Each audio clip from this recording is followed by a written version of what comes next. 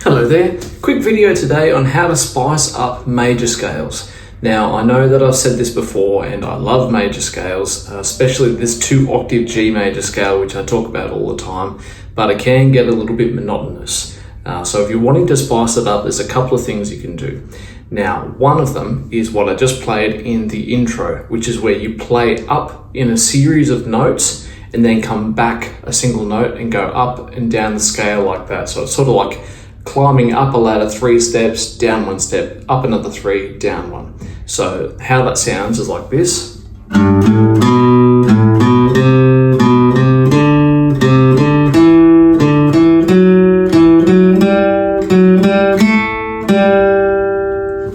So that's 1 octave, and you can speed that up and it sounds quite impressive.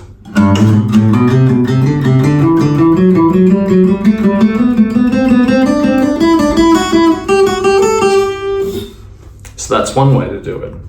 Now you don't have to limit yourself to 3 steps up. If you want to go up and make it a little bit more challenging for yourself, you can actually go up 5 steps, which sounds like this.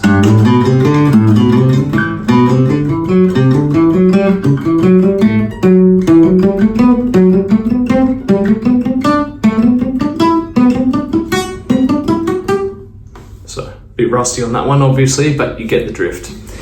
So that's one way to do it. The other way you can do it, and this is a lot of fun, is you can skip notes. So instead of playing all of the notes in a series, so like that, you can play the first note, third note, second note, fourth note. And so you sort of go.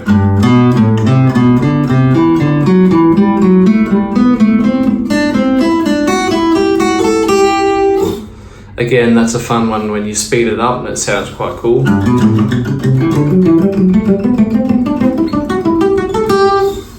So that's a good one there. Now another one you can do, which is a slightly different tangent when you're playing over a minor pentatonic scale. So I'll use the A minor pentatonic. So starting on the 5th fret, you've got the scale here.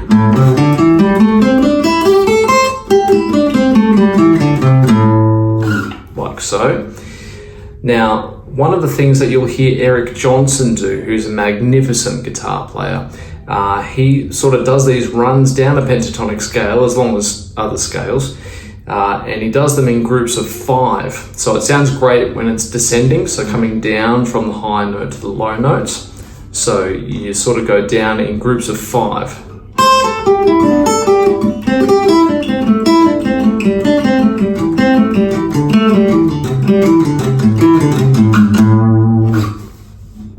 So that's a fun one. That'll mess with your head a little bit as well, because I think as musicians and as listeners of music, we're conditioned to hear things, in beats of 4. 4/4 is a very common time signature, and so we tend to think in 4s or derivatives of 4. So it's nice to do something that's a little bit different. So you do groups of 5 or groups of 3 or clusters or triplets, that sort of thing.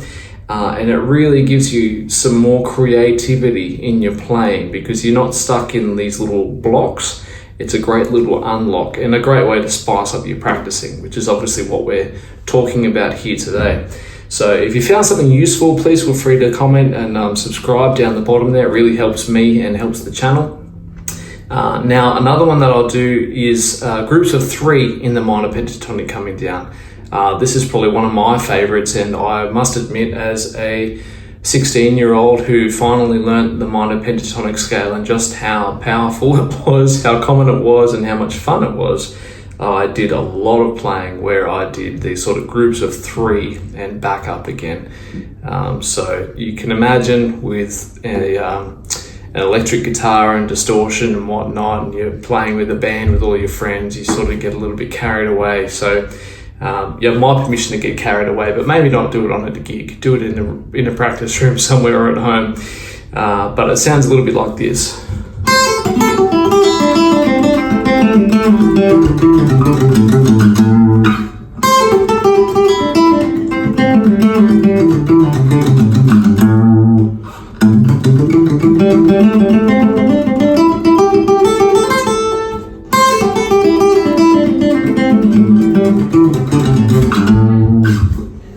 So that's a really fun one. So there's a couple of different things. So you've got the steps, you've got the sequence of notes, and you've got that sequence of notes over a pentatonic scale as well. So groupings of 5s and 3s and odd numbers are fun, so give that a go. I hope that was helpful. I hope that inspires you to do some more practice this week and have a little bit of fun with it. As I said before, if there's anything you want to hear, let me know, and I'll see you in the next video. Thanks for watching. Bye.